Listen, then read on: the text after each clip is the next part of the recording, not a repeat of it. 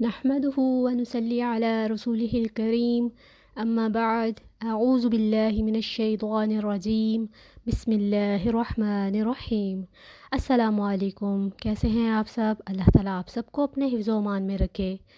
ماشاءاللہ لا قوت الا باللہ، رمضان جون سا ہے گزر چکا ہے، اور الحمدللہ اللہ تعالیٰ کا کرم ہے کہ رمضان کے مہینے میں موسم خوشگوار تھا۔ اللہ کی رحمتیں اور برکتیں بہت سی نازل ہوئیں۔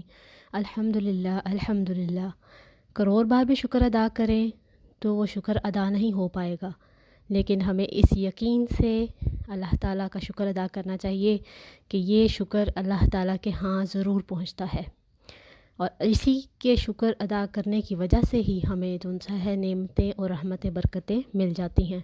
زندگی کے بہت سے معاملات سنور جاتے ہیں اور ہم اس سے انجان ہوتے ہیں۔ رمضان گزرنے کا مطلب یہ نہیں ہے کہ رمضان میں جو تگ و دو کی ہم نے عبادت کی، قرآن پڑھنے کی اور اس کو سمجھنے کی، اس کو ہم بھول جائیں، اس کو ہم کہیں دور چھوڑ دیں۔ صرف رمضان میں ہی یہ عبادت کا اور قرآن کو سمجھنے کا، نماز میں مشغول ہونے کا، نوافل کا اہتمام کرنے کا جو ایک ہم عہد کرتے تھے، اس کو ختم نہیں کرنا۔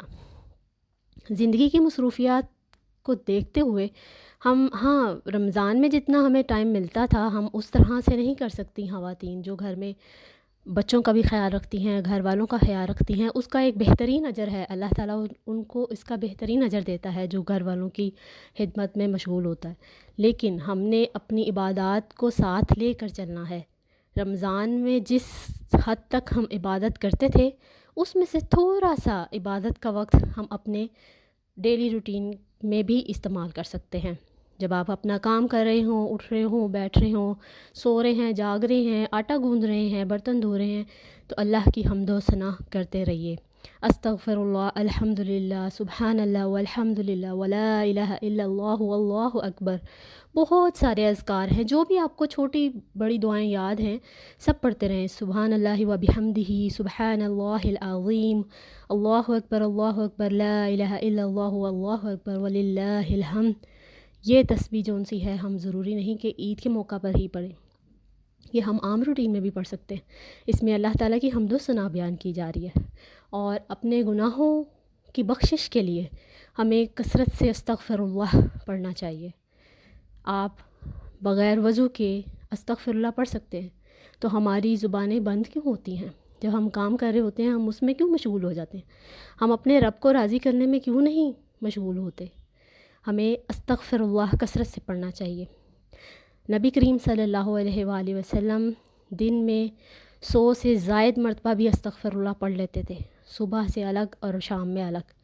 اگر آپ میں تھوڑا سا وقت بھی ملتا ہے تو آپ عصر کی نماز کے بعد، ظہر کی نماز کے بعد، جب بھی ٹائم ملے، اگر نہیں ملتا، مصروفیت اتنی ہے، تو اپنے ڈیلی روٹین میں بھی استغفر اللہ کثرت سے پڑھتے رہیے۔ اللہ تعالیٰ ہمارے گناہوں پر عیب ڈالے ہوئے ہے، ہماری بہت ساری خامیاں لوگوں کے سامنے نہیں آئیں، تو اس کا شکر ادا کرتے ہوئے اللہ تعالیٰ کی حمد و ثنا اپنی زبان پر ضرور رکھیے۔ اپنی نمازوں میں خشوع و خضوع پیدا کیجیے، نمازوں کو سمجھ کے پڑھیے، اس کا ترجمہ سمجھیے کہ ہم پڑھ کیا رہے ہیں، اللہ سے مانگ کیا رہے ہیں۔ جزاک اللہ خیر۔ امید ہے آپ کو یہ بات دل پہ لگی ہوگی کہ ہمیں رمضان کی عبادات کو باقی مہینوں میں بھی اسی طرح ہی عبادات میں مشغول کرنا چاہیے، اپنی روٹین کو، جس طرح ہم نے رمضان میں اللہ تعالیٰ کو راضی کرنے کی کوشش کی۔